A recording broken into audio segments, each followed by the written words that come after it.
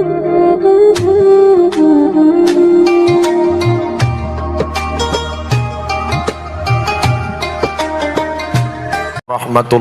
wabarakatuh.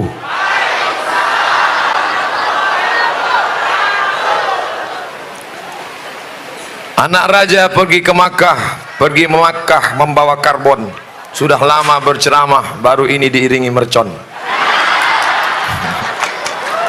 Bersyukur kepada Allah dengan mengucapkan Alhamdulillahi Rabbil Alamin. Berselawat kepada Rasulullah dengan ucapan Allahumma salli ala Sayyidina Muhammad wa ala ali Sayyidina Muhammad. Dalam tradisi Tionghoa, Cina, mercon itu dinyalakan untuk mengusir hantu. Kalau nggak percaya tanya, saya punya tetangga orang Cina, jadi dihidupkan untuk mengusir hantu. Tapi ada teman saya, dia diundang oleh orang Cina baca doa. Ustadz, besok datang ke rumah kontrakan saya. Kenapa? Baca doa. Loh, kita kan beda agama. Pokoknya kami udah coba, setannya nggak lari.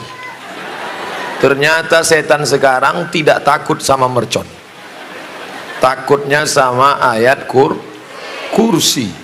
Oleh sebab itu tema kita malam ini adalah bahagia bersama, hidup bahagia bersama Al-Quran. Untuk apa kita hidup?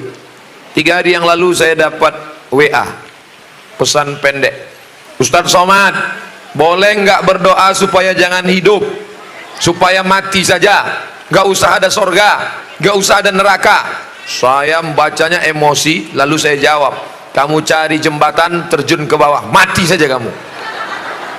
Setelah saya balas, lalu saya nyesal, kok dia nggak balas lagi, jangan-jangan dia terjun betulan. Padahal sebenarnya jawabannya sudah ada dalam juz 29 surat yang pertama, surat Al-Mulk. Tabarakalladzi biyadihil mulku wa huwa ala kulli syai'in qadir. Alladzi khalaqal mauta, Allah yang menciptakan mati, wal hayata, Allah yang menciptakan hidup. Untuk apa Allah buat hidup dan mati? Liyabluwakum ayyukum ahsanu amala. Allah buat kita hidup sampai malam ini karena Allah ingin kita beramal. Makanya malam ini semua yang hadir ini insya Allah bernilai amal soleh.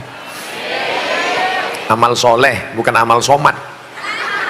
Man kharaja fi talabil ilmi, siapa yang keluar rumah dengan niat menuntut ilmu, fahuwa fi sabilillah, maka dia sama seperti orang yang berjihad fi sabilillah di Palestina. Sampai kapan? Hatta yarji'a, sampai dia pulang ke rumah. Ibu-ibu nanti buka catatan amalnya, inna alaikum lahafizin kiraman katibin ya'lamuna ma taf'alun. Bersama ibu bapak ada malaikat mencatat segala amal. Ma yalfizu min qaulin, tidak ada satu kata pun yang keluar dari mulut, illa ladaihi raqibun atid. Nanti sampai masanya buku catatan itu akan diperintahkan Allah baca. Juz 15, Iqra kitabak, baca buku catatan amalmu. Di akhirat kita tidak disuruh baca Quran, yang disuruh baca buku catatan amalmu. Kafa binafsikal yauma alaika hasiba. Saat dibuka buku catatan amalnya, buku catatan amal, malam jam 9, sinetron Korea. Tapi malam ini alhamdulillah buku catatan amal jihad fi sabilillah. Loh, kenapa bisa dapat jihad fi sabilillah? Saya kan nggak pernah perang di Palestina, kan nggak pernah perang melawan Serbia, Slobodan Milosevic, kan tidak pernah perang melawan orang kafir musyrik. Kenapa bisa dapat pahala jihad? Karena engkau di pesantren Al-Qur'aniyah bersama para ulama dan kiai-kiai. Ini yang di belakang saya ini doktor-doktor. Makanya saya tidak menghadap mereka. Kalau saya menghadap mereka, ceramah saya hilang. Yang di belakang saya doktor, yang di depan ini LCMA, lagi cemas menghadapi anak-anak. Bapak-bapak, ibu-ibu yang dimuliakan Allah Subhanahu wa taala, ada seorang sahabat Nabi musafir dalam satu perjalanan. Di tengah perjalanan ketemu satu kabilah, kampung, rumah. Ternyata di kampung itu ada orang gila. Ada orang gila dan orang kampung ini minta doa. Hai kamu yang pernah jumpa Nabi Muhammad sallallahu alaihi, tolong doakan orang gila ini. Dia bingung karena dia tidak pernah diajarkan Nabi doa menghadapi orang gila. Saya pun seandainya diminta, Ustaz Somad tolong doakan ini, yang tahu saya Allahumma barik lana fima razaqtana wa qina azabannar. Ini menghadapi orang gila, maka dia bacakan ayat Al-Quran sambil menahan air ludah. Bismillahirrahmanirrahim. Alhamdulillahirabbil alamin arrahmanir rahim maliki yaumiddin iyyaka na'budu wa iyyaka nasta'in shiratal mustaqim shiratal ladzina an'amta 'alaihim ghairil maghdubi alaihim waladdallin. Amin. Dia tahan sampai air ludahnya banyak. Bismillahirrahmanirrahim. Habis itu dia ludah. Dan orang gila itu sembuh. Riwayat ini ada dalam buku 37 masalah populer, ditulis oleh Abdul Somad LCMA. Ketika membahas tentang apakah kalau perbuatan itu tidak dibuat Nabi, apakah bid'ah? Karena ada orang sekarang mendefinisikan kalau tidak dibuat Nabi bid'ah, itu perbuatan tidak pernah dibuat Nabi. Nabi tidak pernah mengajarkan ayyuhalladzina amanu, hai orang-orang beriman, kalau kamu ketemu orang gila bacalah Al-Fatihah banyak-banyak sambil tahan air ludah, setelah itu puih. Tapi ternyata gilanya sembuh. Yang menyembuhkan itu siapa? Innama amruhu idza arada syai'an ayyaqula lahu kun. Nanti kalau ketemu orang gila baca. Tapi kita biasanya ketemu orang gila ayatnya udah hilang duluan.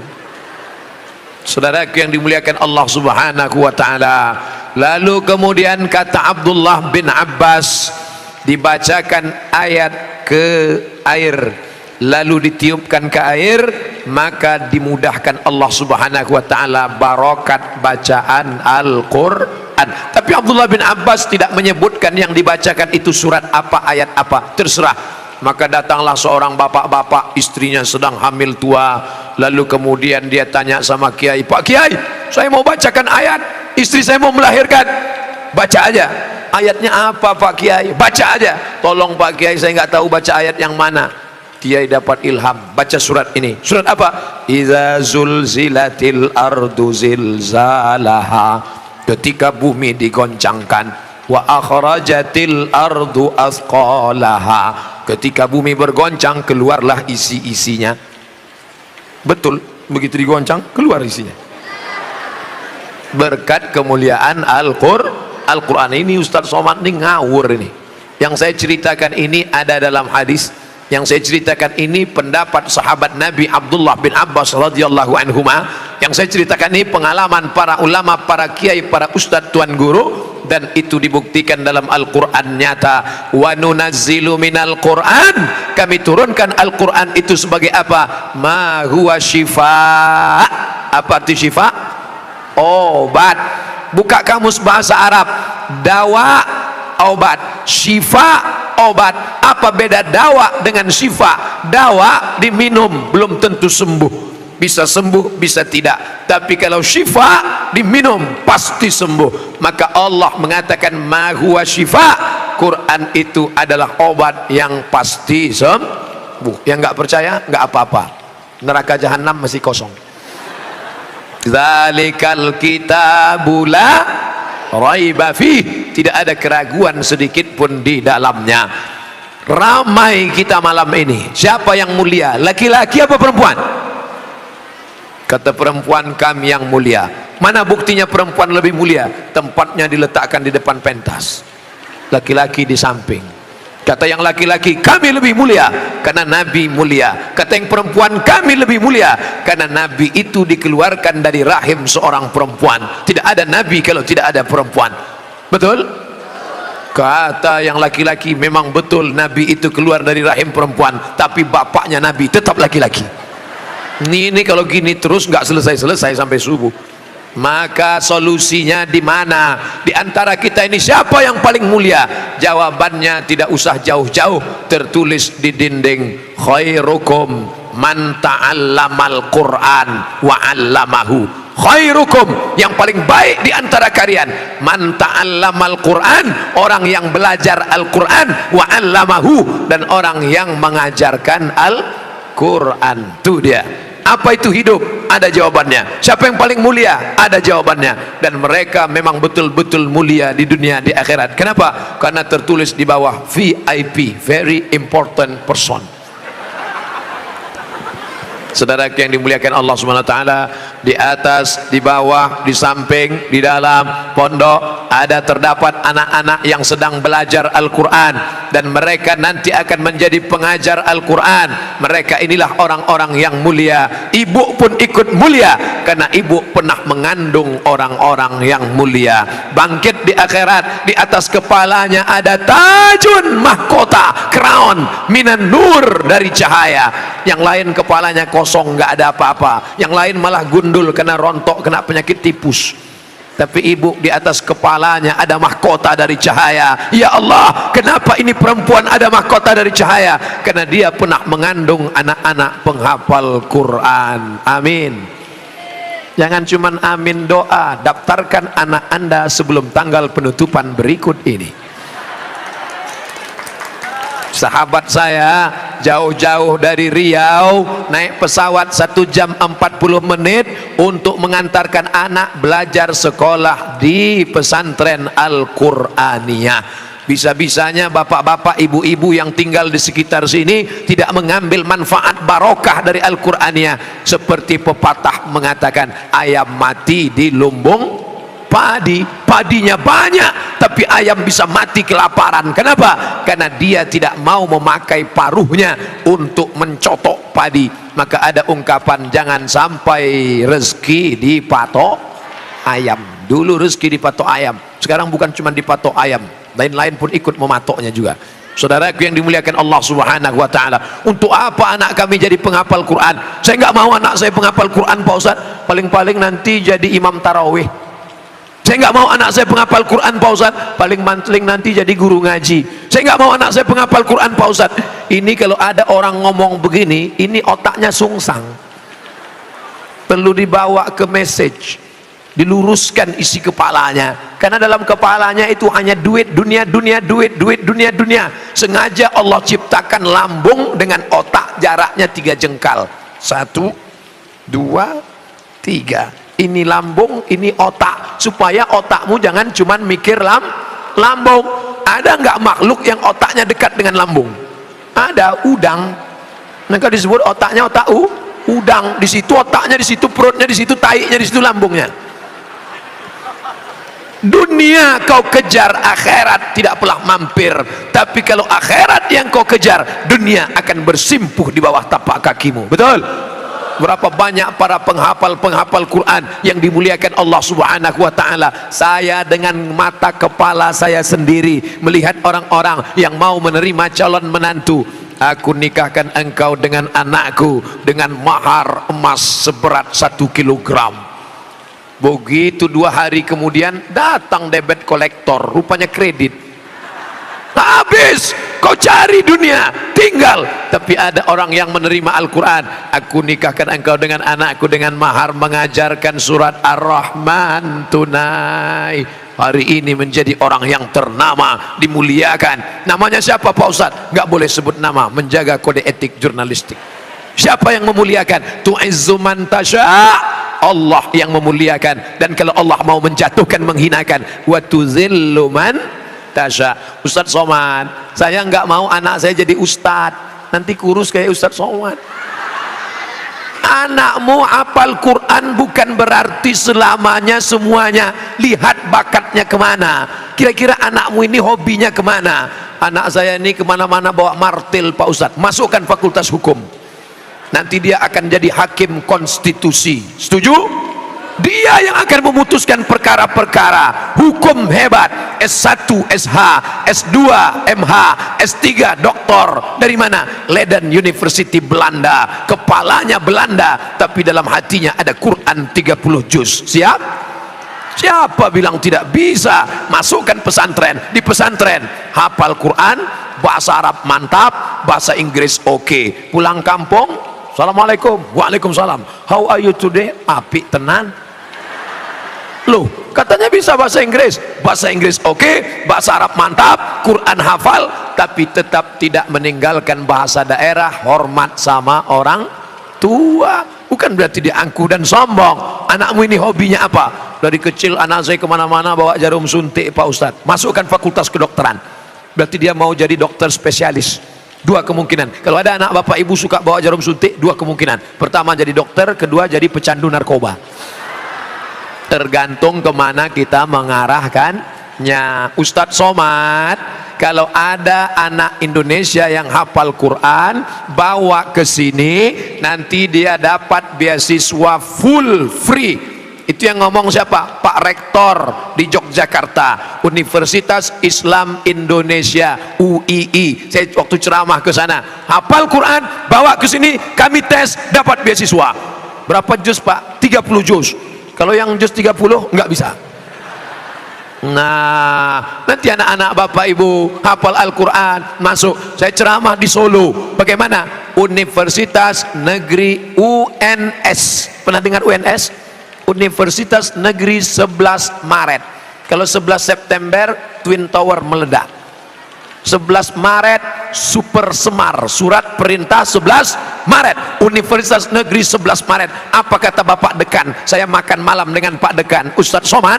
Universitas 11 Maret bukan sekolah Islam, bukan universitas Islam, tidak bawa-bawa nama Islam, tapi di sana ada 160 anak penghafal Quran diterima beasiswa full. Itulah jihadnya para rektor. Mudah-mudahan rektor-rektor se-Indonesia akan menerima anak-anak kita penghafal Quran. Allahu Akbar. Ustadz Somad, 100 anak hafal Quran kami angkat jadi guru SMP, SMA, SD, TK, MDA. PNS Pak, mohon maaf Ustadz, PNS belum bisa karena kuota terbatas, tapi gajinya full. Duitnya dari mana? APBD. Apa namanya? Honda.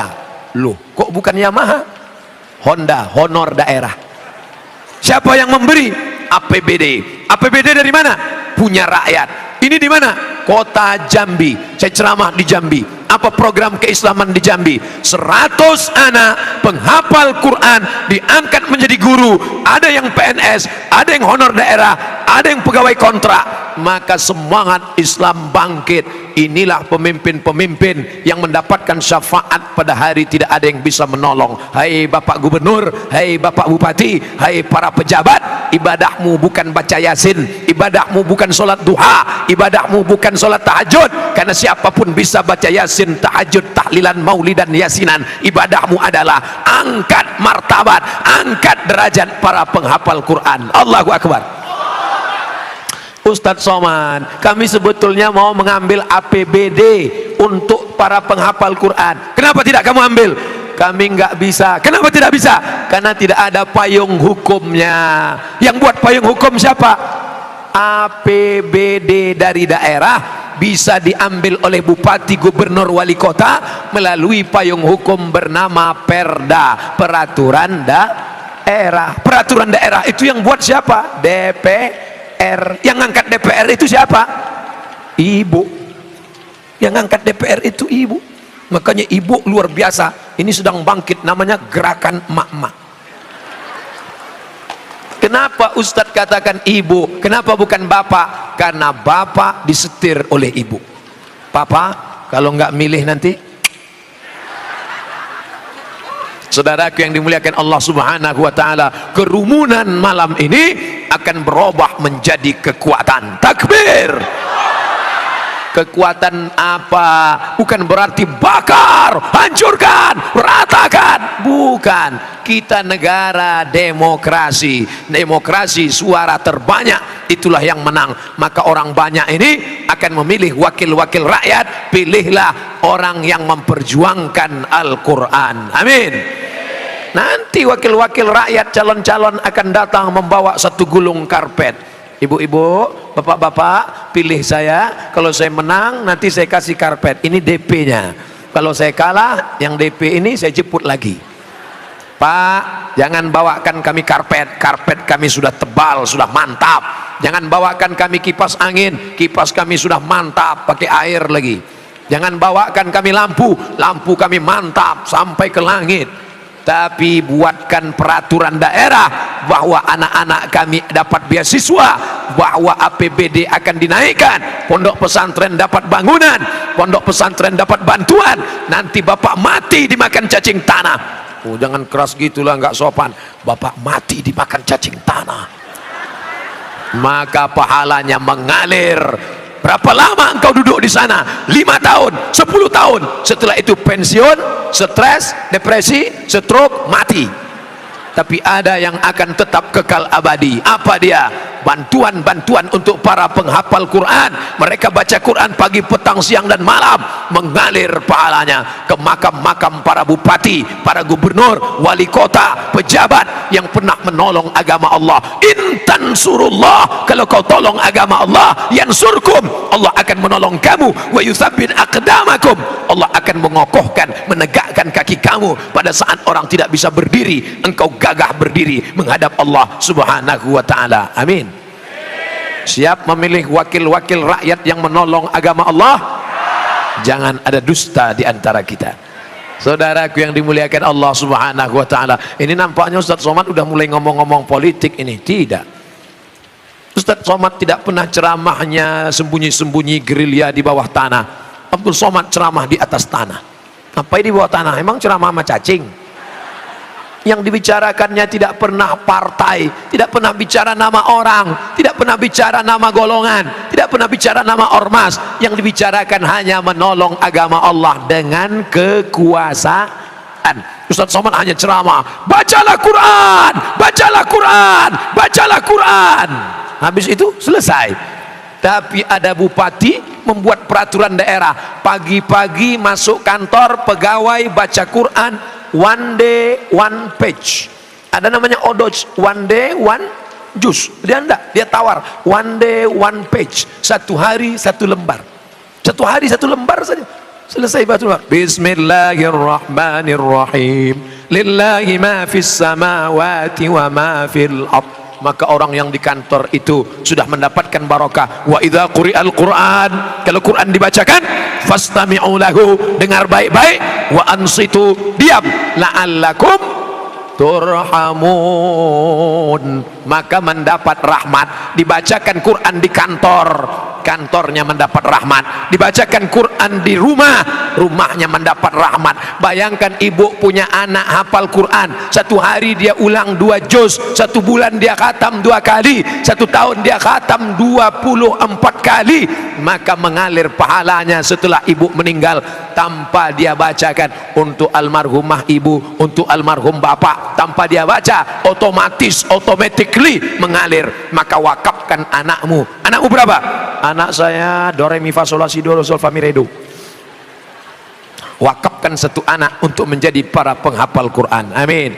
Bapak Ibu yang dimuliakan Allah subhanahu wa ta'ala, hidup bahagia bersama Quran. Orang selalu mengaitkan keberhasilan dengan titel. S1 berhasil, S2 sukses, S3 mantap, profesor hebat.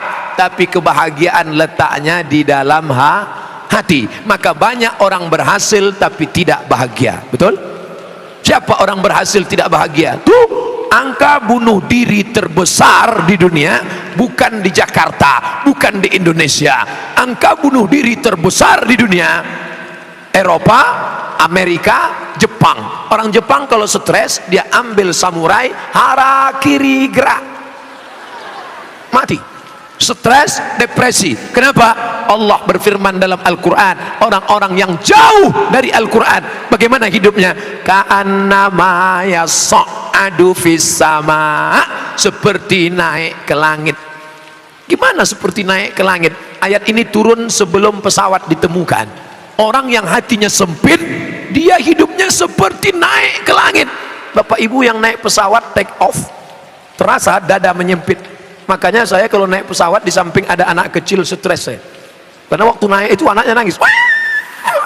Mau marah bapaknya seram, nangis. Kenapa? Telinganya terasa peka, tuli, kepalanya pusing, mata berkunang-kunang, dada sempit. Begitulah mereka stres, depresi. Makin besar kota metropolitan, makin stres, makin depresi. Makanya banyak karaoke, diskotik, night club, karena ingin mencari ketenangan. Masuk karaoke nyanyi pop, kemesraan ini enggak juga tenang.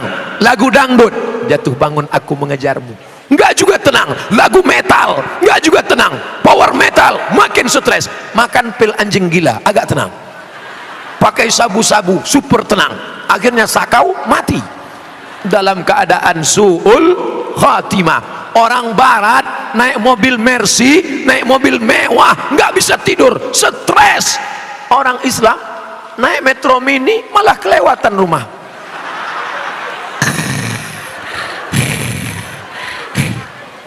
Batinnya tenang. Siapa yang menenangkan batinnya? Ala bizikrillah, orang yang banyak berzikir mengingat Allah, membaca Al-Quran.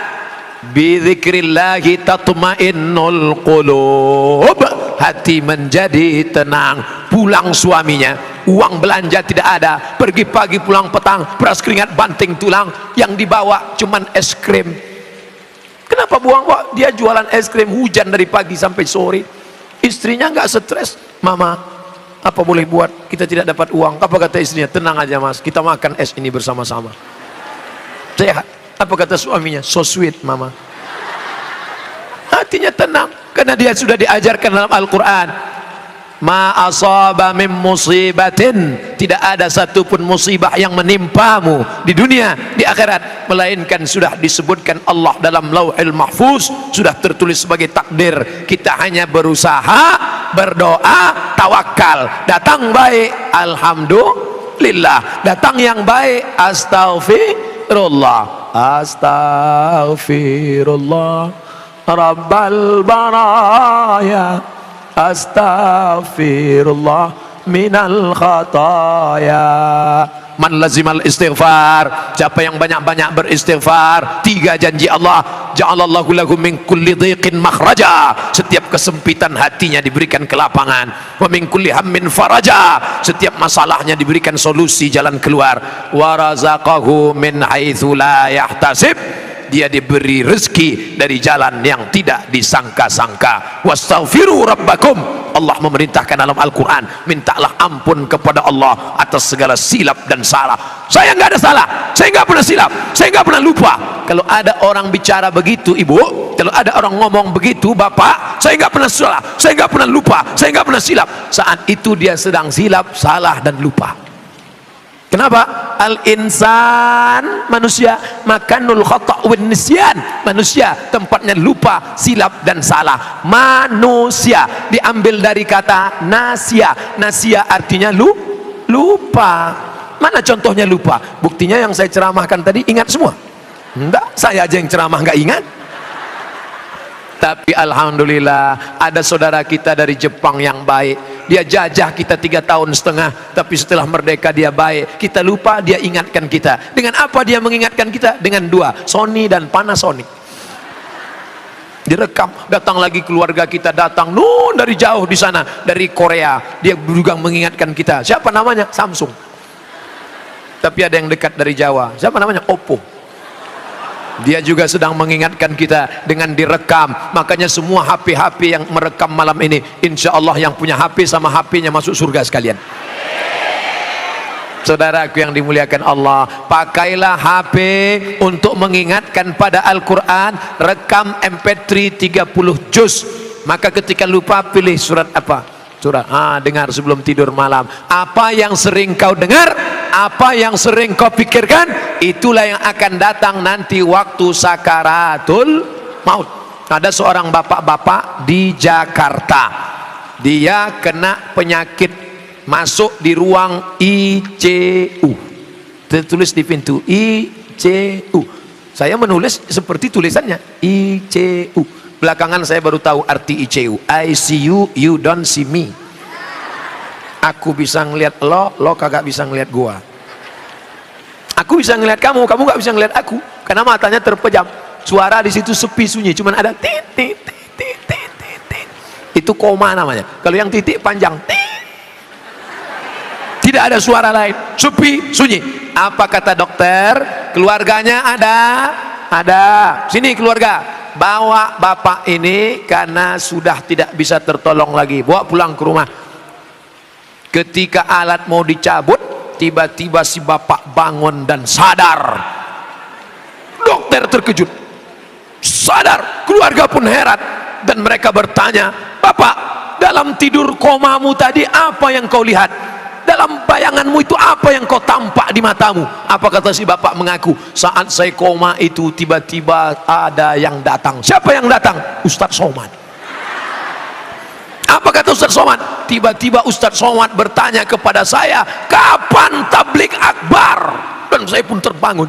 Akhirnya dia sehat, dia buat tablik akbar, dia menjadi ketua panitia. Saya diundang ceramah kemarin di kampung halamannya. True story, kisah nyata. Dia banyak, Ustadz Somad, saya memang melihat Ustadz nyata waktu di rumah sakit itu. Saya heran, saya waktu itu nggak di Jakarta, kok bisa dia ngelihat saya? Saya tanya pelan-pelan, "Bapak selalu dengar ceramah saya?" "Iya Pak Ustadz, selalu ngelihat di TV." "Betul Pak Ustadz, TV mana?" "TV One." "Memang beda." "Bapak selalu lihat di internet?" "Selalu Pak Ustadz." "Di channel mana?" www.youtube.com. "Bapak kalau mau ke kantor dengar apa dari rumah ke kantor?" "Dengar ceramah Ustadz MP3. Sampai di tempat kerja saya buka HP, saya buka laptop, dengar lagi. Sebelum tidur di rumah, sebelum tidur malam dengar ceramah." Baru saya faham, ternyata saat kita koma, saat kita di ruang ICU, saat kita di rumah sakit, yang akan datang adalah yang selalu kita dengar dan selalu kita pikirkan. Karena si bapak selalu dengar pengajian, karena selalu bapak dengar ceramah, maka yang datang Abdul Somad. Bayangkan kalau dia selalu dengar lagu India. Kira-kira yang waktu koma itu yang datang siapa? Amitabh Bachchan, Shah Rukh Khan, Sanjay Dutt, Hema Malini, Rani Mukherjee. Hafal juga Pak Ustaz. Tiba-tiba pas dia sedang koma itu nampak langsung tulisan, bukan tet, bukan apa?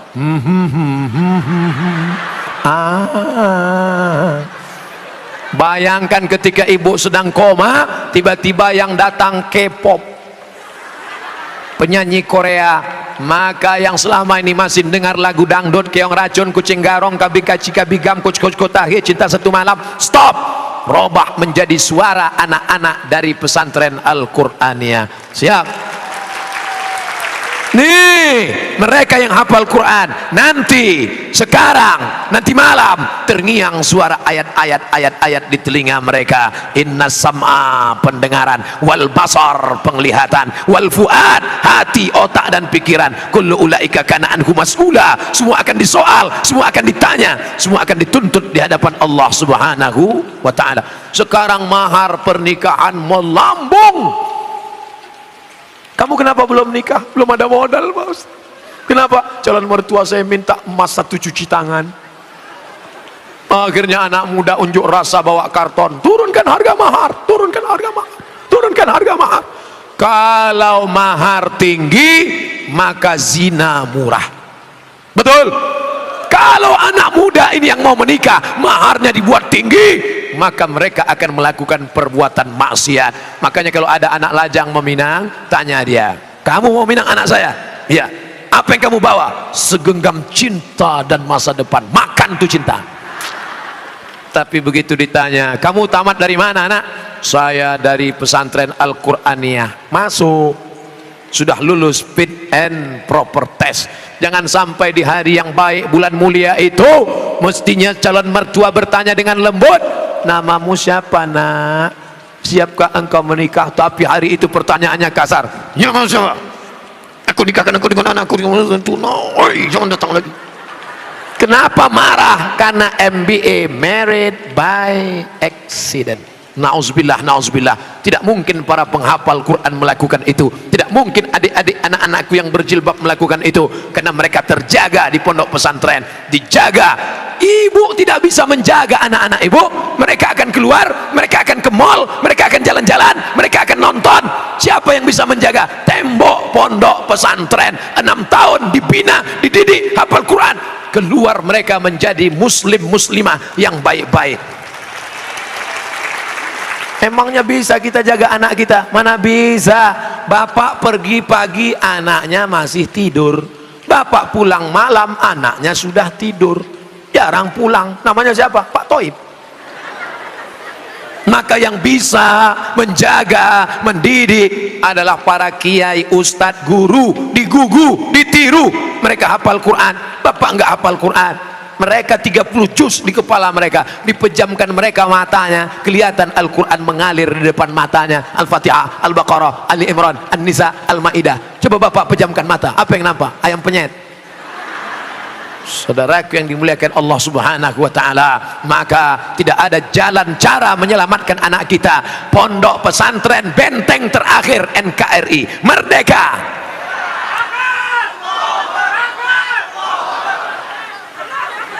Udah. Kenapa kalau Ustadz Somad ceramah jamaah banyak bertakbir? Takbir itu gunanya untuk ngusir setan. Kalau ada jamaah yang nguap, at-tasa'ub minasyaitan, menguap itu termasuk cara ciri diganggu setan. Makanya kalau nguap disuruh tahan. Nguap tidak boleh mulut dilebarkan seperti kuda Nil.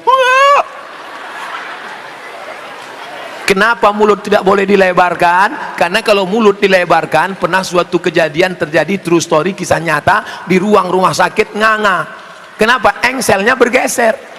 Maka disuruh tahan. Idza tasa'aba ahadukum, kalau kamu menguap, falyarudda mastata'a, maka tahan, jangan lebar-lebar. Kalau ada orang nguap waktu pengajian, dua kemungkinan. Pertama diganggu setan, yang kedua cacingan.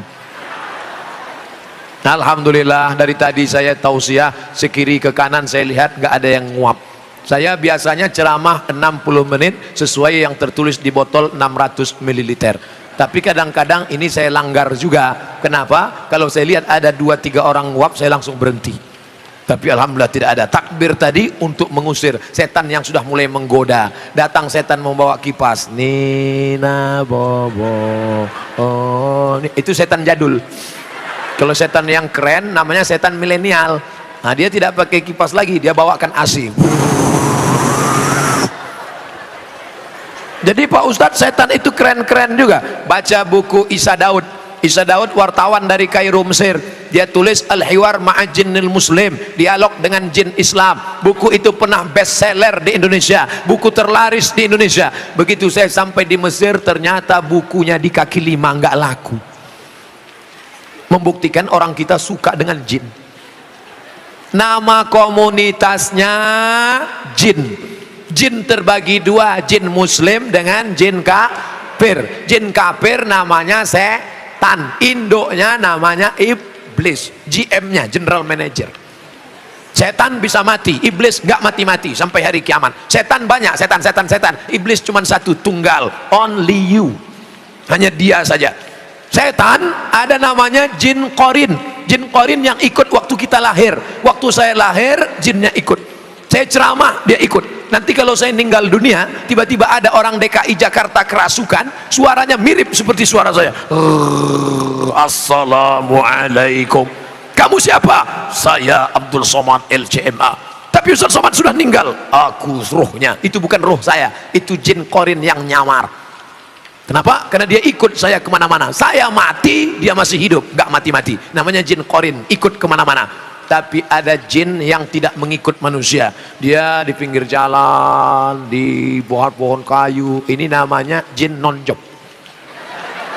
Gak jelas kerjanya. Kedua-dua jin ini mengganggu penghafal Quran, selamat dari jin. Kenapa? Faman a'rada an dzikri fa inna lahu ma'isyatan dhanka. Siapa yang lupa mengingat aku, lupa berzikir menyebut aku, maka hidupnya akan sempit. Wa nahsyuruhu yaumal qiyamati a'ma, dan dia kami bangkitkan di akhirat dalam keadaan buta. Orang hafal Quran tidak mungkin lupa, karena kalau lupa berarti dia meninggalkan hafalannya. Makanya di dalam bis, di dalam kereta api, di dalam pesawat, mulut mereka tidak berhenti qomat kamit. Mereka mengulang hafalan, tapi tidak semua yang mulut qomat kamit itu ngulang hafalan. Karena saya pernah lihat orang naik motor di lampu merah, mulutnya qomat kamit. Saya sangka ngulang hafalan, rupanya handphone di samping helm. Iya, ngobrol. Berapa lama engkau hidup? 24 jam, 8 jam, 8 jam, 8 jam. 24 jam, 12 jam siang, 12 jam malam, kali 2, 24 jam. 24 jam bagi 3, 8 jam tidur. Kalau nggak tidur 8 jam, kena penyakit 5L: lemah, letih, lesu, letoy, loyo, lunglai. 8 jam kerja, masuk jam 8 pagi, pulang jam 4 sore. 9, 10, 11, 12, 1, 2, 3, 4. 8 jam kerja, 8 jam tidur. Yang 8 jam lagi kemana? Box office, Real Madrid, Barcelona, Twitter, BBM, WhatsApp, Instagram, Telegram, miligram, kilogram. Ngobrol, habis energi. Di akhirat akan dituntut di hadapan Allah. Tapi mereka yang hafal Quran tidak ada waktu untuk bicara. Bicara mereka adalah kalam Allah. Cobalah bapak ibu datang ke sini, lihat anak-anak pas lagi duduk ngapal Quran, coba ajak mereka ngobrol. Nah, sudah berapa lama di sini? Bismillahirrahmanirrahim, Yasin wal Qur'anil Hakim, innaka laminal mursalin. Assalamualaikum, salamun ala man ittaba'al huda. Mereka adalah orang-orang yang kata-katanya adalah kalam Allah, yang ucapannya adalah sabda Rasulullah, diamnya fikir, geraknya zikir, matanya melihat Al-Quran, telinganya mendengar Al-Quran, sebelum tidur malam ngulang hafalan Quran, bahkan mengigaunya pun Al-Quran. Ah, saya nggak percaya nih Pak Ustadz. Kalau nggak percaya, coba aja tidur 1 malam di sini. Minta izin sama Pak Kiai, pasang CCTV, rekam bagaimana mereka para penghafal Al-Quran. Dan ternyata mereka bukan cuma ngapal Quran, tapi juga mereka dididik entrepreneur, menjadi bisnismen. Saya kalau ceramah di mana-mana, itu merek air minum disobek karena takut iklan, mengiklankan barang yang bukan punya kita. Tapi di sini tempat air minumnya tidak disobek. Mohon izin Pak Kiai. Kenapa tidak disobek? Karena ternyata ada tulisan Arab Al-Qur'aniyah. Ada orang yang kena penyakit ginjal, di pinggang ini ada sebesar telur angsa yang menyaring darah, yang menyaring sehingga bersih. Kalau sampai gagal ginjal, datang ke pesantren Al-Qur'aniyah, diberi minum air Al-Qur'aniyah, sembuh. Kenapa? Ternyata air yang dibacakan ayat-ayat Al-Quran oleh para penghafal Quran diteliti di Jepang, memunculkan molekul-molekul seperti cahaya terang benderang, mukjizat Al-Quran. Al-Quran mengatakan air itu hidup, sumber kehidupan adalah air. Dibacakan Al-Quran yang hidup kepada air yang hidup, air menjadi hidup, menjadi obat. Terbukti, real, true story, kisah nyata. Siapa yang sakit malam nih, minum, tapi jangan yang ini punya Kiai. Saudaraku yang dimuliakan Allah Subhanahu wa taala, mereka diajar berbisnis di depan Ki itu Al-Quran. Quran Mart. Sekarang kita diajak belanja. Belanjalah ke warung Muslim 212 Mart. Belanjalah ke warung Muslim Kita Mart. Belanjalah ke warung Muslim. Yang punya duit, yang punya modal, buka. Untuk apa? Supaya uang umat Islam kembali kepada umat Islam. Bukan berarti Abdul Somad anti kebinekaan, bukan berarti Abdul Somad benci non muslim. Abdul Somad ingin membangkitkan ekonomi umat. Belanja ke warung Muslim, apa namanya? 212 Mart. Apa namanya? Kita Mart. Ustaz, di tempat kami sudah ada 212 Mart. Buat Kita Mart. Kita Mart sudah ada. Kami minta cari nama dari Ustaz. Buat satu lagi, Somad. Saudaraku yang dimuliakan Allah Subhanahu wa taala, selesai sholat Jumat sama-sama beli sembako. Ini orang Islam sholatnya di masjid Islam, ke Makkah haji dan umrah Islam, puasa Senin Kamis Islam. Tapi ketika belanja kepada orang Islam tidak menolong orang Islam. Siang, jam 1 siang, ikan sudah kering, nawarnya luar biasa. Ini berapa satu tumpuk, Bu? 10.000, 2.000 aja ya. Kamu mau beli atau membunuh?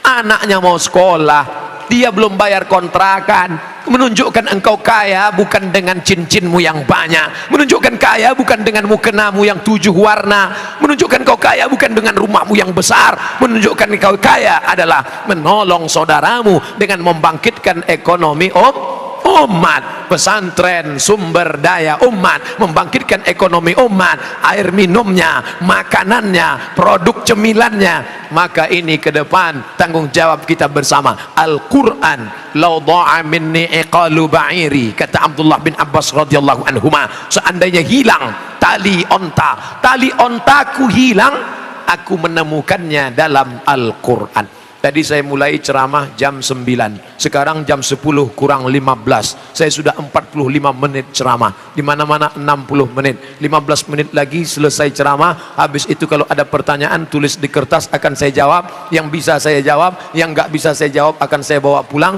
Jawabannya saya kirimkan melalui www.youtube.com. Ada juga dalam blog www.somatmorocco.blogspot.com. Ustadz Somad pakai internet ya? Pakai. FB Ustadz apa? Tulis aja di FB Abdul Somad, Abdul Somad, Abdul Somad, Abdul Somad, Abdul Somad. Yang mana Pak Ustadz? Banyak sekali. FB yang lain itu hoax, bukan saya. Kemarin dia buat ada ular pakai tanduk, itu bukan punya saya. Mana ada ular pakai tanduk?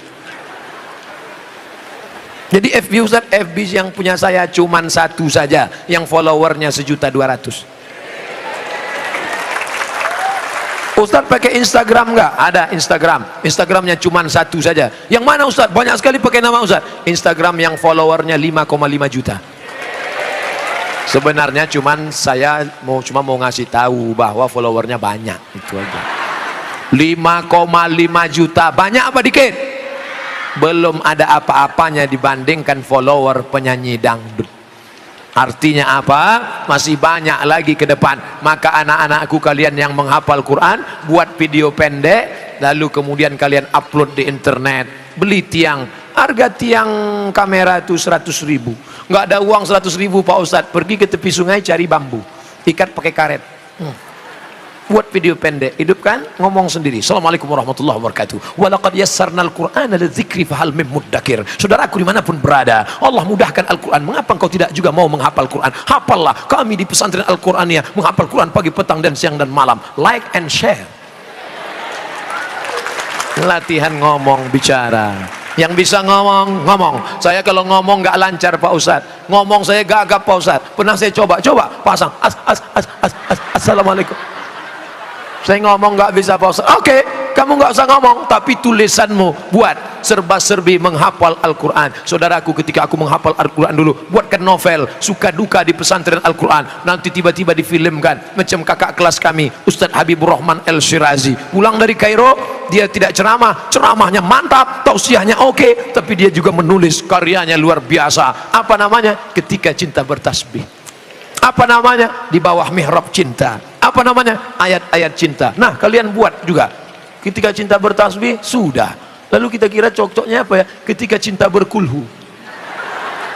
Saudara yang dimuliakan Allah Subhanahu wa taala, maka dakwah ini bisa dengan pesantren, bisa dengan ceramah, bisa dengan menulis, bisa dengan TV. Tapi zaman sekarang kalau nulis buku, orang daya bacanya lemah. Orang baca malas, tapi nonton suka. Maka kalau kalian buat video-video pendek, itu amat sangat berarti dan bermakna, ditonton oleh seluruh orang. Malam ini Ustadz Somad ceramah di Al-Quraniyah, yang hadir terbatas karena keterbatasan waktu dan tempat. Tapi begitu rekaman ini nanti diupload di internet, ditonton orang, viewernya menonton juta orang, maka mengalir pahalanya kepada yang punya acara, kepada yang merekam, kepada anak-anak, kepada bapak ibu sekalian. Itulah yang disebut dengan amal Ibu rajin baca Yasin. Ibu-ibu masih baca Yasin?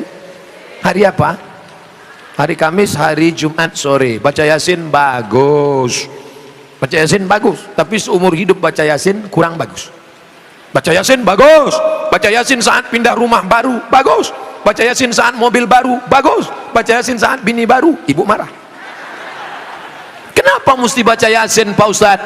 la tuqra'u fi amrin asirin. Kalau surat Yasin dibacakan pada perkara yang sulit, sulit punya anak, sulit sakaratul maut, sulit mendapat pelajaran, la tuqra'u fi amrin asirin. Kalau dibacakan pada perkara yang sulit, illa yassarahullah, Allah memudahkan urusannya. Amin.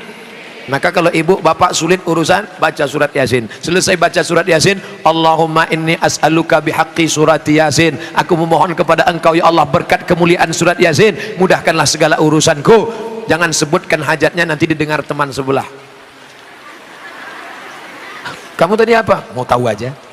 Nah, tapi bacanya dari awal sampai ujung. Ini sekarang banyak orang baca Yasin ujung-ujungnya aja. Turja'un, fayakun. Ibu-ibu, sore ini kita nggak lagi baca Yasin dari awal sampai ujung sama-sama. Mari kita baca, perbaiki bacaan. Kita udah undang salah satu ustadz dari pesantren Al-Qur'aniyah untuk betulin bacaan kita. Sore ini kita bacanya 5 ayat ya. Ibu dulu 5 ayat, Bu. A'udzubillahi minasyaitonirrajim. Bismillahirrahmanirrahim. Yasin wal Qur'anil Hakim, innaka laminal mursalin ala siratim mustaqim, tanzilal azizir rahim. Dah 5 ayat. Ibu berikutnya 5 ayat, Bu. Nah, itu tanda-tanda tuh. Jangan langsung diejek, nggak pandai baca kan? Nggak bisa kan? Jangan. Hari gini masih mau ikut yasinan, alhamdulillah. Jangan salahkan dia. Mungkin dia belum bisa betulkan bacaannya. Besok sediakan guru mengaji khusus untuk ibu. Kalau yang malu sama-sama, panggil guru ngaji. Adik kan sudah sebaya anak-anak saya, nanti ajarin ibu ya. Tapi ibu malu yang lain, bisa nggak 4 mata ngajinya? Jangan kan 4-3 aja bisa baca. Mereka hafal, pejam mata mereka bisa dengar. Adik-adik anak-anak kita, untuk apa malu, untuk apa segan? Man lam yadhuq dhullat ta'allumi sa'atan, siapa yang tidak merasakan sakitnya menuntut ilmu walau sesaat, walau sejenak, walau sebentar, tajarra'a dhullal jahli tula hayatihi, maka seumur hidup dia akan merasakan kejahilan.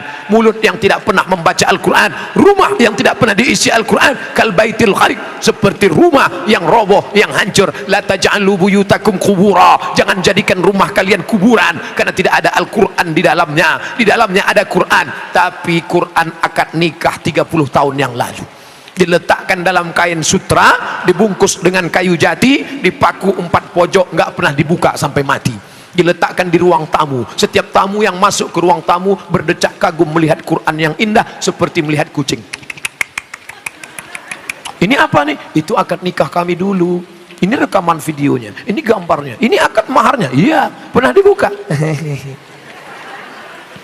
Saya sampai sekarang orangnya suka penasaran, gimana ceritanya orang nikah pakai mahar Al-Quran. Memangnya Ustadz dulu nikah maharnya apa? Sebentuk cincin emas tunai. Lalu orang pakai Quran ini gimana ceritanya? Saya cari-cari baru dapat. Rupanya hadisnya begini ceritanya. Siap mendengarkan? Saya nanya, kalau dari bunyinya tadi siap, tapi kalau siap mendengarkan, terserahlah Pak Ustadz, yang penting cepat selesai. Jadi ceritanya Nabi sedang tausiah. Begitu Nabi sedang tausiah, tiba-tiba berdiri seorang perempuan. Berani dia. Apa kata dia? Inni wahabtu laka nafsi. Inni wahabtu laka nafsi. I give myself for you. Kuberikan diriku untukmu ya Rasulullah. Dia mau menjadi istri Nabi dan diberikannya dirinya. Aku untukmu ya Rasulullah. Nabi diam, no comment. Karena Nabi terlalu lama diam, akhirnya tegak seorang laki-laki. Ya Rasulullah, kalau engkau nggak mau, untuk aku aja. Kata Nabi, serius ente mau sama dia? Iya. Iltamis walau khataman min hadidin. Pulang ke rumah, cari cincin besi. Cincin besi untuk mahar. Mau dinikahkan Nabi, cari cincin besi, nanti kunikahkan kau dengan dia. Pulang dia ke rumah, dia cari cincin, gak ada. Gak ada ya Rasulullah. Ini orang miskin tapi nekatnya luar biasa. Kalau gitu cari kain. Cari kain. Dia cari kain, dia bawa. Ada kain satu ya Rasulullah. Kain siapa? Kain saya. Untuk jadi mahar. Iya. Nanti dipakai istrimu. Iya. Kalau istrimu pakai kain, lalu kau pakai apa? Akhirnya dia diam, malu, dia pulang. Ketika dia mau pulang dipanggil Nabi. Ta'al, come here. Kenes dulu. Sini sebentar. Lalu dia pun datang kepada Nabi. Nabi bertanya, hal ma'aka minal Qur'an? Apakah engkau ada hafalan Al-Quran? Dia menjawab, suratu kada wa suratu kada wa suratu kada wa suratu kada. Saya hafal surat ini, surat ini, surat ini. Rupanya dia tidak hafal Quran semuanya, hanya beberapa surat. maka langsung dinikahkan Nabi. Zawwajtukaha bima ma'aka minal Quran, aku nikahkan engkau dengan dia dengan mahar mengajarkan Al-Qur'an.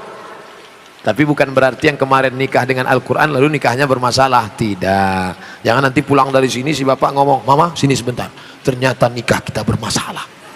Jadi maksud papa mau ngulang sekali lagi. Bukan itu maksudnya. Nikah yang kemarin sudah sah, tapi Quran yang kemarin tolong pulang dari sini buka, baca. Syukur-syukur langsung, jangan nunggu besok malam ini. Betapa bahagianya ketika ada di antara bapak pulang malam ini, tidur cepat, setelah itu nanti dia bangun jam 2, jam 3, dia ambil air, dia percikkan ke wajah istrinya untuk ngajar Quran tahajud malam. Bangun! Itu kalau nikahnya udah 20 tahun. Tapi kalau nikahnya yang kemarin baru pengantin baru, wake up my darling, wake up my honey. Mereka pun tahajud, usolli sunnatat tahajud raka'ataini imaman lillahi ta'ala. Allahu akbar. Bismillahirrahmanirrahim.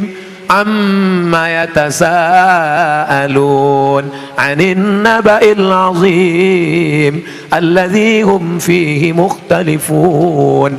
Maka mendengarlah anak menantu, mendengarlah sahabat, mereka mengambil iktibar pelajaran. Inilah yang akan kekal abadi.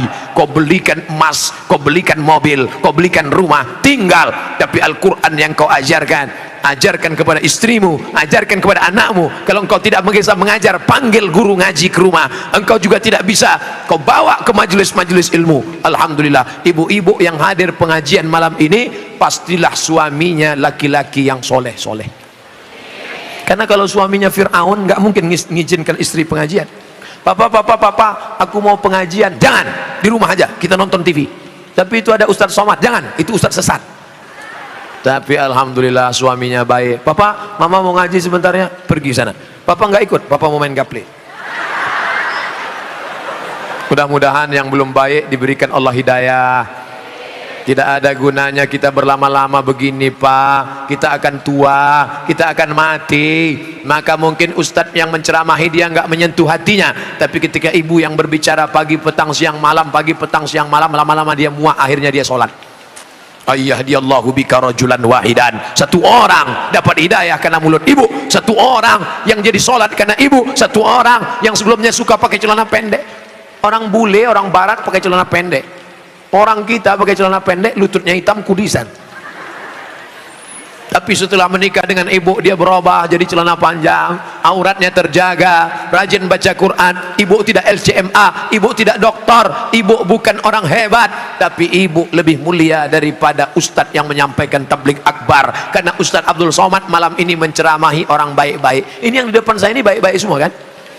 Ibunya sudah baik, anak-anaknya hafal Quran, tapi ada orang yang mengajak manusia dari jalan setan ke jalan Allah, dari jalan judi kepada jalan baik, daripada jalan yang penuh maksiat kepada jalan ketaatan. Mereka itulah yang sebenarnya da'i ilallah, mengajak orang ke jalan Allah. Ud'u ila sabili rabbik, ajak orang ke jalan Allah. Tapi yang namanya pondok pesantren, lembaga pendidikan, itu semuanya perlu ada yang namanya tanah yang luas tinggal, tapi tanah wakaf inilah yang akan menjadi kekal abadi. Siapa yang mewakafkan tanah, siapa yang mewakafkan semen, siapa yang mewakafkan kosen pintu, siapa yang mewakafkan atap, siapa yang mewakafkan lampu, siapa yang mewakafkan AC, maka ibu bapak besok segera datang ke pondok pesantren, ke sekolah MDA, ke panti jompo yatim, tanya, Assalamualaikum Kiai. Waalaikumsalam. Berapa kursi yang patah, berapa whiteboard yang rusak, berapa anak yatim yang belum bayar uang sekolah?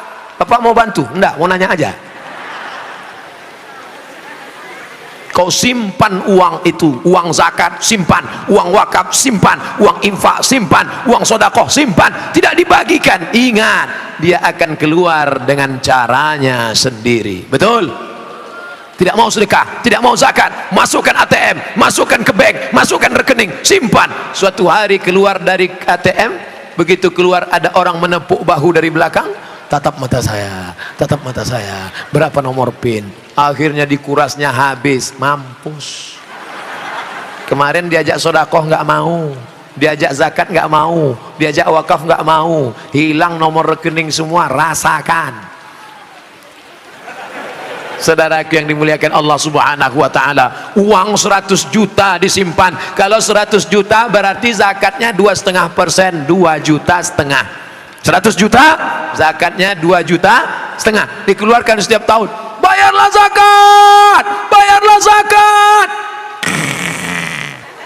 Nggak mau bayar zakat, nggak apa-apa. Ustadz Somad nggak akan ngontrol, kiai nggak akan tahu, tapi ada yang maha tahu. Dia la ta'khudhuhu sinatun wala naum. Allah maha tahu. Silakan engkau tidak berzakat. Sampai akhirnya suatu hari lutut terasa sakit, dipijat makin sakit, ditusuk pakai akupunktur jarum sakit, nggak mempan pakai jarum, pakai paku payung makin sakit. Akhirnya dibawa ke Singapura, rumah sakit, diperiksa. Datang dokter Cina bawa martil kecil. Ayah lapuk lah lama pakai.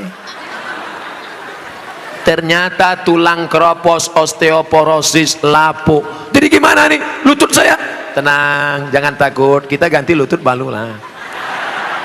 Berapa harganya kok? Satu lutut 40 juta, sebelah kanan 40, ongkos pasang 20. Pas 100. Duit hantu dimakan setan. Coba dulu kalau 100 itu kau buatkan satu lokal 100 juta, belajar anak-anak di dalam Ar-Rahman Allamal Quran amma yatasaalun alif lam mim kaf ha ya ain. Mereka akan membaca Iqra, hafal Quran mereka. Kamu belajar di lokal itu ya? Iya. Hafalannya sudah berapa juz? 5. Masih kecil sudah 5 juz. Iqra 5 Pak. Mengalir pahalanya saudaraku. Inilah amal jariah. Ibu yang rajin baca yasin, baca yasin, baca yasin, baca yasin, ninggal, apa masih bisa baca yasin? Kalau ada ibu sudah ninggal baca yasin, saya pas ngelayat baca yasin saya kabur. Bapak yang rajin sholat duha, sholat duha, sholat duha, begitu meninggal dunia jam 9 pagi berdiri sholat duha, kami kabur semuanya.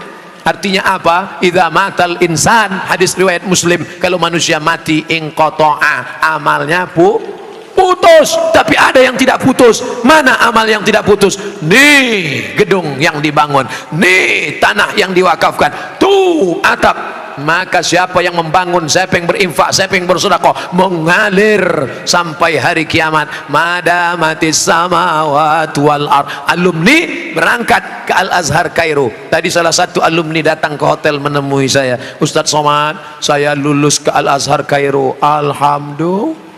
Ustadz Somad berangkat ke Mesir 1998.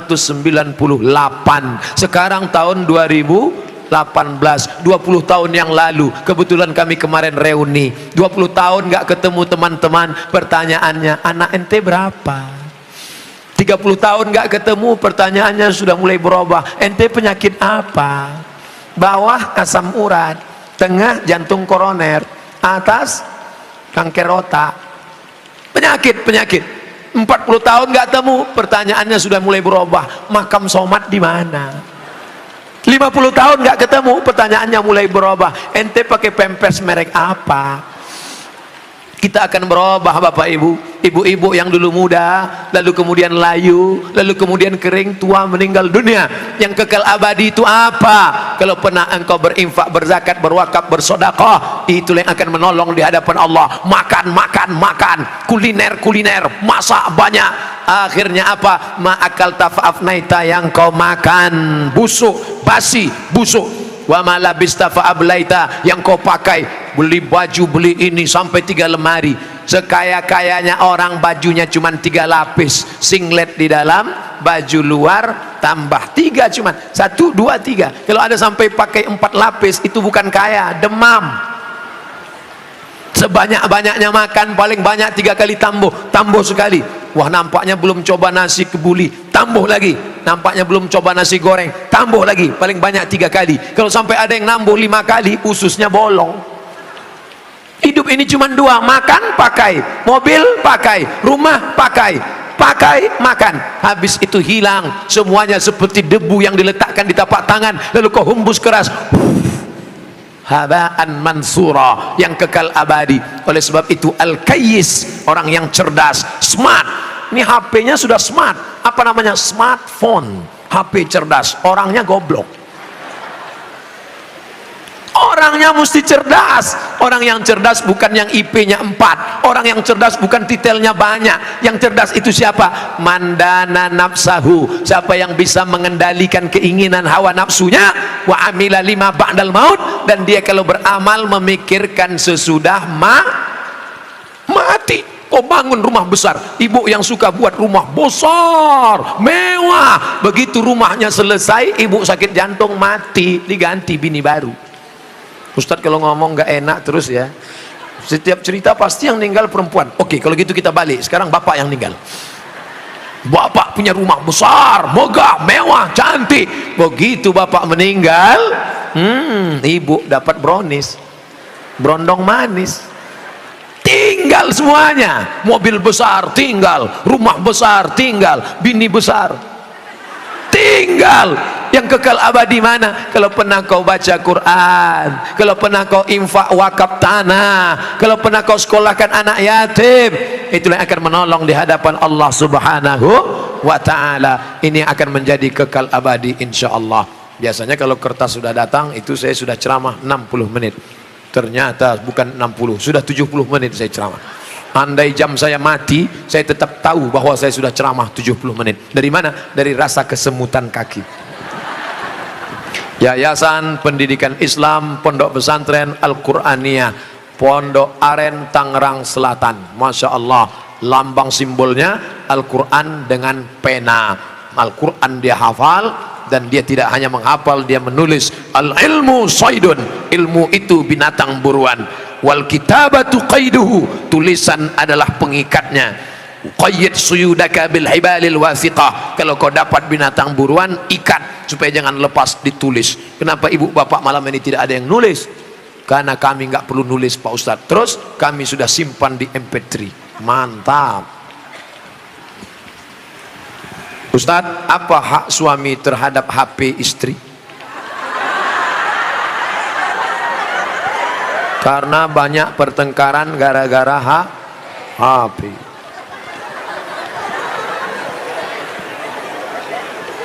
Lima hak ibu terhadap bapak. Catat, ingat baik-baik. Pertama, makan. Ibu tadi sudah dikasih makan. Yang kedua, pakaian. Ibu sudah dikasih pakaian? Karena sekarang banyak perempuan yang tidak diberi pakaian oleh suaminya. Tinggi istrinya 175 tapi dikasih kain cuma 50 cm. Kurang kain. Kadang belum selesai di tempat tukang jahit sudah diambil. Kadang kainnya panjang, resleting belum dipasang. Pas jalan kelihatan. Ustadz kok tahu? Saya ngelihat. Ibu sudah dikasih makan, ibu sudah dikasih pakaian, ibu diberikan tempat tinggal yang layak menurut kemampuan masing-masing. Sudah? Keempat, ibu mesti diberi pendidikan. Yang ngajar ibu ngaji, bapak. Yang ngajar ibu sholat, bapak. Yang ngajar ibu akhlak, bapak. Bapak adalah guru di rumah. Dan yang kelima adalah perhatian. Maka ibu selalu diperhatikan. Dari mulai jilbabnya, dari mulai pakaiannya, termasuklah HP ibu diperhatikannya juga. Kok dari tadi sini? Ustadz Somad, suatu ketika istri saya pergi kerja dan saya masuknya siang, tiba-tiba HP-nya berdering. Saya cek, rupanya mantan. Dia cari lagi di FB dan mereka sudah jalan-jalan Pak Ustadz. Hati saya selalu galau tiap hari. Jangan-jangan dia sudah buat ini, jangan-jangan dia sudah jalan ini, jangan-jangan sudah. Bayangkan menderitanya seorang laki-laki gara-gara HP istri yang sudah macam-macam. Gara-gara apa itu? Facebook, Twitter, BBM, WhatsApp, Instagram.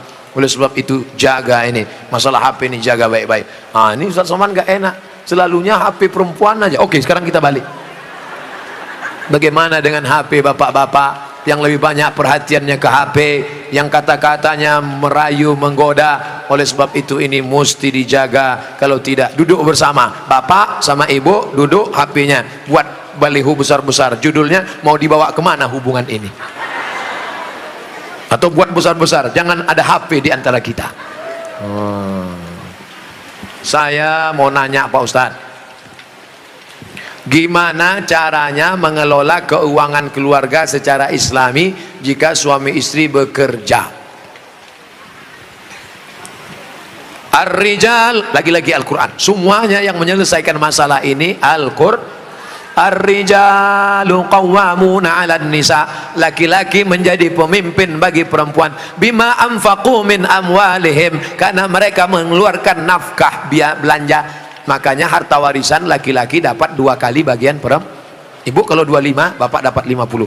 Ibu kalau dapat 50, bapak dapat 100. Kenapa? Karena yang menanggung biaya pernikahan mahar bapak, yang menanggung sekolah anak bapak. Sekarang ibu memang anak orang kaya, punya ruko 2, rumah batu jendela kaca, punya bapak yang sudah sakit asma 2 hari lagi meninggal.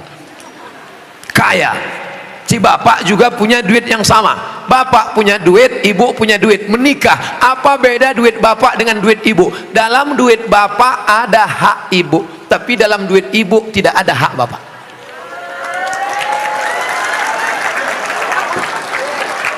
Dalam uang bapak ada kewajiban nafkah untuk ibu, dalam duit ibu tidak ada. Tapi karena ibu cinta mati, maka ibu berkata, "Mas, aku tahu engkau kere, miskin, susah melarat, tapi aku sudah terlanjur cinta padamu. Jangankan uang ini, nyawaku pun kuberikan. Ambillah semuanya, dengan syarat jangan kau nikah lagi." Nah, sudah jelas batasannya. Jadi kalau ada ibu punya kontrakan, PNS, pegawai, punya gaji, ibu tetap ngomong ke suami, "Mas, aku mau kirim uang ini ke anak yatim, mau biaya anak pesantren, mau kasih wakaf beras 1 karung." Tapi ibu ngomong ke bapak itu bukan minta izin, karena uang itu memang punya ibu. Ibu ngomong sebagai adab, sopan santun, tata krama, budi bahasa. Jadi bapak jangan kegeeran. Dan ibu jangan kurang ajar. "Mas, ini uangku, ini kos-kosanku, ini rumahku, terserah aku. Kamu mau ikut ya? Kalau enggak, lebih dari kamu bisa aku dapatkan." Jangan, luka hatinya. Galah patah boleh disambung, kaca retak boleh direkat, hati yang sakit kemana obat akan dicari. Nah, oleh sebab itu maka jaga. Saya sudah mengeluarkan untuk biaya keluarga sebagian, sedangkan sebagiannya saya ingin membantu saudara yang kurang mampu.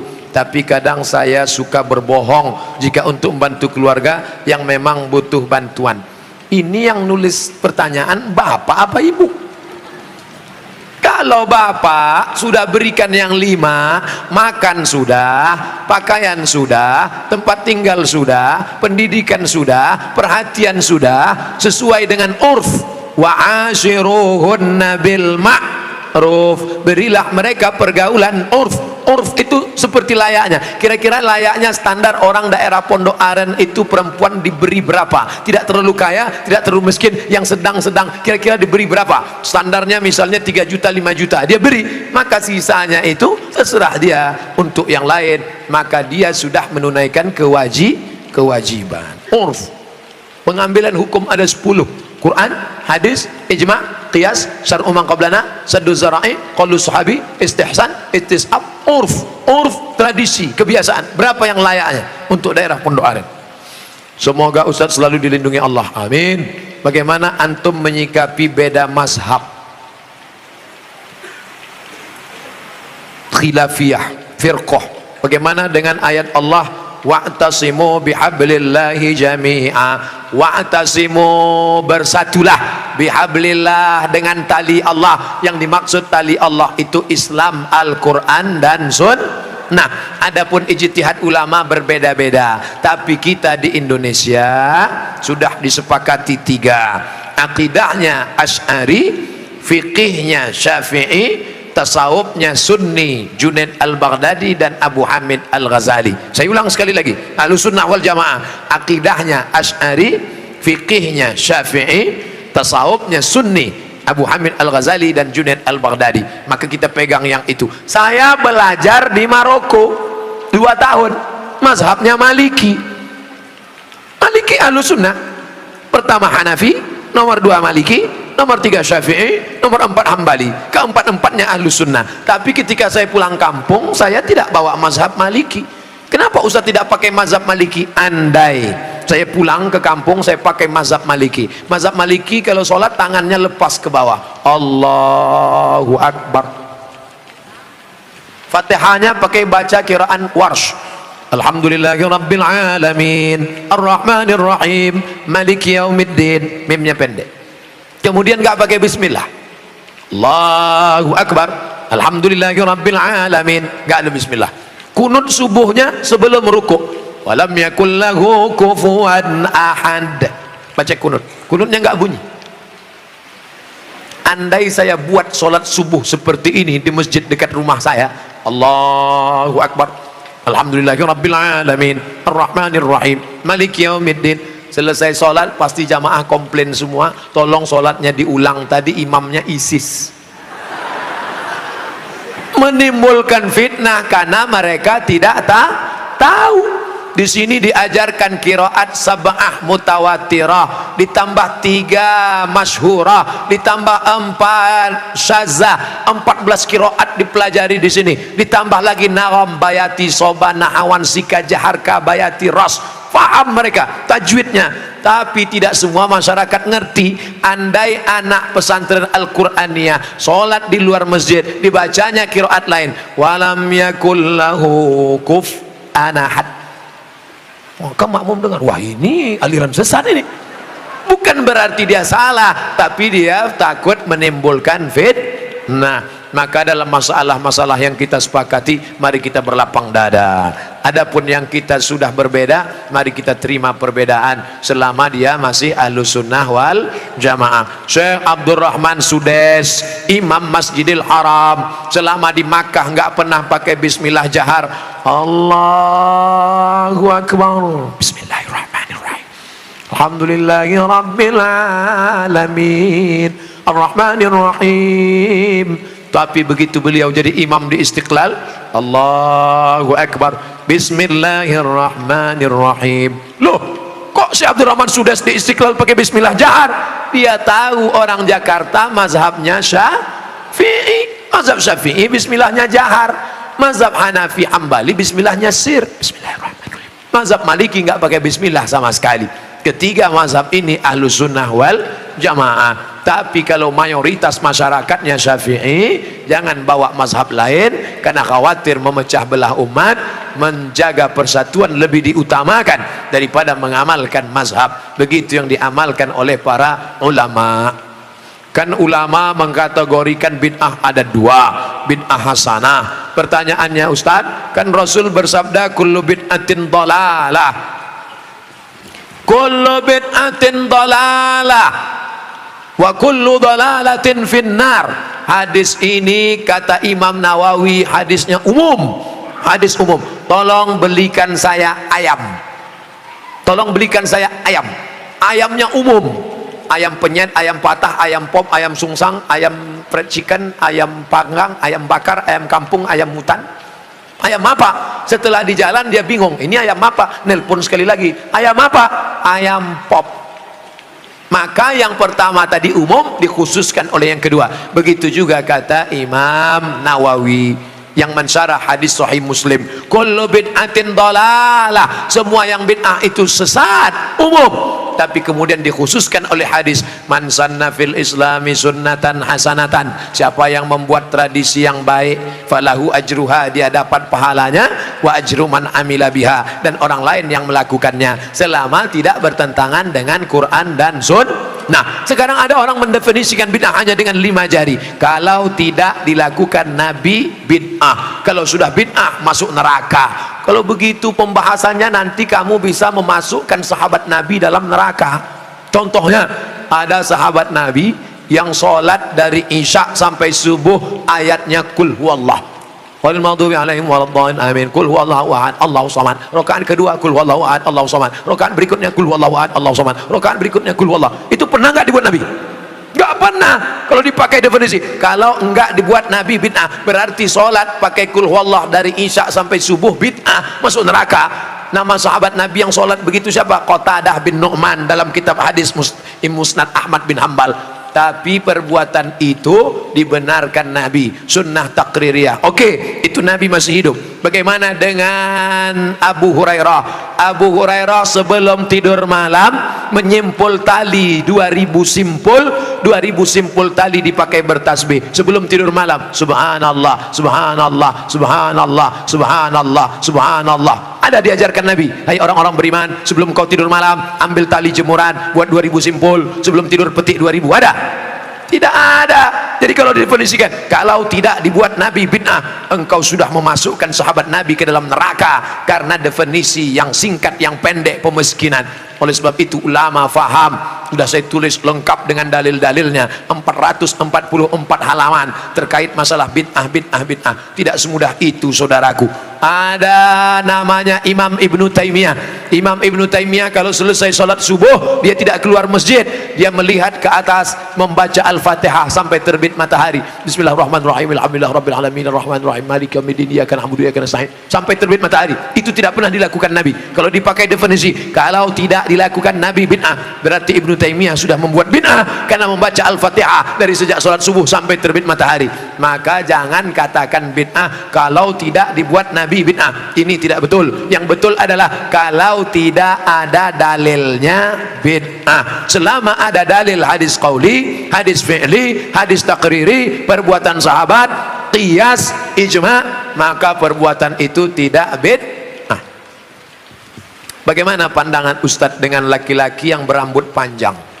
Apakah itu termasuk menyerupai perempuan? Saya belajar ke salah seorang syekh. Ketika itu ada yang nanya, "Syekh, apa betul Nabi Muhammad itu rambutnya panjang?" Maka Syekh menjawab, Nabi Muhammad itu tinggalnya di gurun pasir. Gurun pasir itu cuacanya panas. Maka kalau rambutnya pendek, nanti cahaya matahari kena ke kepala, maka dia bisa pusing, panas, dehidrasi, kurang cairan. Makanya Bapak Ibu ketika di Makkah disuruh pakai topi, pakai payung supaya jangan kena panas. Nabi kepalanya ditutup dengan 3. Yang pertama, rambutnya. Rambut Nabi itu dari depan panjang sampai ke belakang. Yang kedua, ditutup dengan qalan suah, topi. Setelah itu ditutup dengan imamah sorban. Kalau di atas kepala dililitkan namanya imamah. Kalau diletakkan di tengkuk namanya burdah. Kalau diletakkan di kepala seperti kerudung namanya ghutrah, bukan serben. Jadi Nabi kepalanya ditutupi dengan 3. Pertama, rambutnya panjang sampai ke tengkuk, dari depan ini sampai ke tengkuk segini, tebal. Yang kedua, qalan suah, kain penutup. Setelah itu baru sorban. Maka kita pun, kami pun ketika kuliah dulu di Arab pakai sorban. Pakai untuk apa? Supaya jangan kena panas terik. Musim dingin di bawah derajat 0, 5 derajat, 10 derajat, di bawah 0 dingin. Maka kepala juga ditutup pakai sorban. Sekarang kenapa Ustaz nggak pakai sorban? Saya sekarang kepanasan. Tapi saya tidak menyalahkan para habaib pakai sorban. Mereka mengikuti sunnah Nabi Muhammad sallallahu alaihi wasallam. Nah, jadi kalau ada laki-laki berambut panjang, tapi rasanya di tempat kita rambut panjang bukan untuk menutup kepala biar supaya jangan panas. Justru tempat kita makin rambut panjang makin kepanasan, ketombe. Jadi kira-kira rambut panjangnya kenapa? Kenapa rambut panjang? Ini. Tapi tidak semua yang berambut panjang itu karena mengikuti perempuan. Jadi tidak bisa kita hukum serta-merta kalau rambut panjang LGBT. Enggak. Maka yang LGBT itu kalau menyerupai perempuan, la'anallahul mutasyabbihin minar rijal bin nisa. Allah melaknat laki-laki yang menyerupai perempuan dan perempuan yang menyerupai laki-laki. Mudah-mudahan anak kita terjaga dari LGBT. Tapi sebetulnya LGBT itu nama yang terlalu keren. Orang malah bangga sekarang disebut itu LGBT, itu bangga.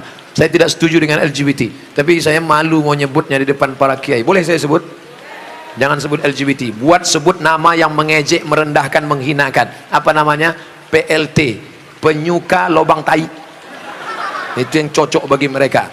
Kotor, najis. Zaman Nabi, LGBT ini hukumannya man wajadtumuhu ya'malu amala qaumi Lut. Kalau kamu menangkap ada orang yang melakukan perbuatan Nabi Lut, faqtulul fa'il wal maf'ul. Pancung kepalanya, hukum mati. Untung dia hidup bukan zaman Nabi Muhammad. Kalau hidup zaman Nabi, habis, selesai. Bapak Ibu yang dimuliakan Allah Subhanahu wa taala. Ustaz berani ngomong gini apa enggak takut nanti ditangkap bencong? Ngapain takut? Banyak yang bela saya. Tapi pas pulang nanti sendirian ngeri juga ini. Insyaallah, wa ta'awanu 'alal birri wat taqwa. Saling tolong menolong dalam kebaikan dan ketakwaan. Wa la ta'awanu 'alal itsmi wal udwan. Ingatlah saudaraku, ada satu kampung namanya kaum Sadum. Pernah dengar kata Sadum? Dari kata sadum inilah muncul istilah sodomi. Sodomi artinya perbuatan orang Sadum, umat Nabi Lut. Bagaimana hukuman Allah? Ja'alna 'aliyaha safilaha. Bagian atas kami turunkan ke bawah, bagian bawah naikkan ke atasnya. Lalu kemudian amtarna alaihim, kami hujani mereka dengan apa? Hijaratan, batu-batu, min sijilin mandud, dari batu tanah liat yang dibakar di api neraka. Itulah sekarang di Yordania, tempatnya bernama Al-Bahrul Mayyit, bahru laut, mayit mati, Dead Sea, dead mati, sea laut, Dead Sea laut laut mati. Ngapa disebut laut mati? Karena airnya terlampau asin sampai ikan pun tidak bisa hidup di dalam. Orang kalau pergi ke laut mati ngapung di atas karena kadar garam yang tinggi. Nah, siapa yang punya kadas, kurap, kudis, gatal-gatal, mandi di situ sembuh. Di Yordania. Bapak Ibu yang dimuliakan Allah SWT, Pompei salah satu kampung yang diisi oleh homo. Lalu kemudian datang lahar dari bukit turun ke bawah, rata dengan tanah, sampai mereka berubah menjadi patung-patung batu karena ditimpa oleh lahar. Tidak sempat merubah ekspresi wajah. Ekspresi wajah orang homo yang mati dalam keadaan melakukan hubungan seksual terlarang tak sempat merubah dari wajah kesakitan dengan wajah penderitaan. Begitu yang dialami masyarakat Pompei. Oleh sebab itu kita berdakwah, mengajak bukan karena benci tapi karena ingin menyelamatkan supaya kita selamat. La ta'murunna bil ma'ruf, ajak mereka berbuat baik, wala tanhauna 'anil munkar, larang mereka jangan sampai melakukan perbuatan mungkar. Kalau kamu diam saja, aku tidak khawatir, kata Sayyidina Ali, aku tidak khawatir tentang betul dan batil, batil dan betul, karena dunia ini isinya betul dan batil. Yang aku khawatirkan adalah ketika kebatilan merajalela, orang yang betul diam. Karena orang betul diam, maka orang batil menyangka betul, yang betul menyangka batil, batil betul, betul batil. Orang yang betul diam, ibu yang betul diam, bapak yang betul diam, yang batil berkuar. Akhirnya yang batil merasa betul, orang yang betul diam 1000 bahasa. As-sakitu anil haq syaitan akhras. Orang yang betul tapi diam melihat kebenaran diinjak-injak, dia adalah syaitan akhras, setan bisu. Begitu kata Imam Abu Ali Ad-Daqqaq yang dikutip oleh Imam An-Nawawi dalam kitab Al-Minhaj Syarah Sahih Muslim Ibn Al-Hajjaj. Maka bersuaralah saudaraku, anak-anak muda, lawan kemungkaran ini. Terus berperang dengan HP-mu. HP-mu adalah senjata, bukan menebarkan kebencian, bukan menebarkan hoax, tapi dalam rangka watawasau bil haq watawasau bis sabr. Allahu akbar. Itulah kaji kita pada malam hari ini. Tausiah sudah 60 menit, menjawab pertanyaan 30 menit.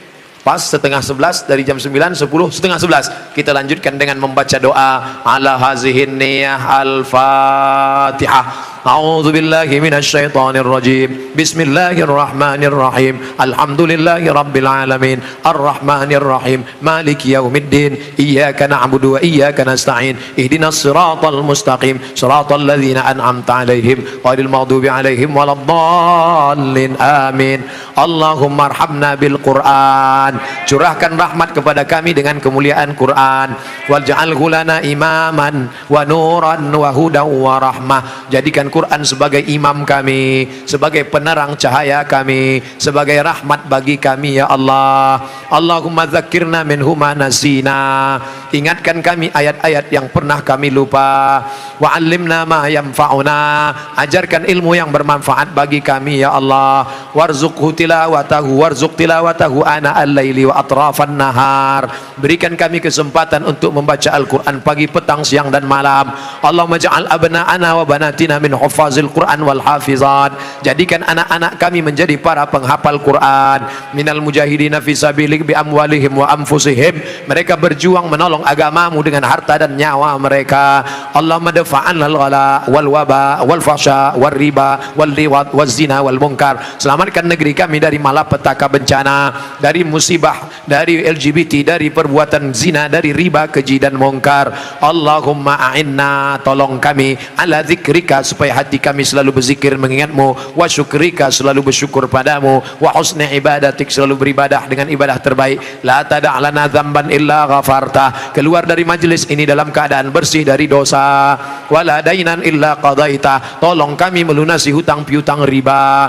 Wala maridan illa syafaita, ada yang sakit di antara kami, angkat penyakitnya, sehatkan ya Allah. Wala mayitan illa rahimta, yang sudah meninggal dunia lapangkan kuburnya.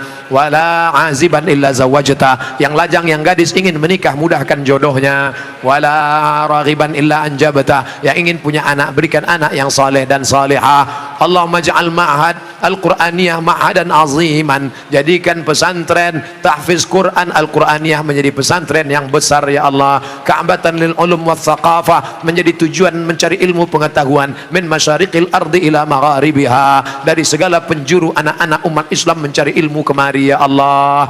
Allahumma barik lana fi amwalina, berikan berkah pada harta kami. Wa barik lana fi auladina, berikan berkah pada anak-anak kami. Wa barik lana fi azwajina, berikan berkah pada pasangan hidup kami. Wa barik lana fi kulli ma a'taitana, berikan berkah pada semua yang Kau titipkan pada kami ya Allah. Rabbana ighfir lana dzunubana, ampunkan dosa kami. Wali abaina, ayah kami. Wali ummahatina, ibunda kami. Wali asatizatina, ustad-ustad, guru-guru, kiai-kiai kami. Wali man hadarana, semua yang hadir di majlis ini.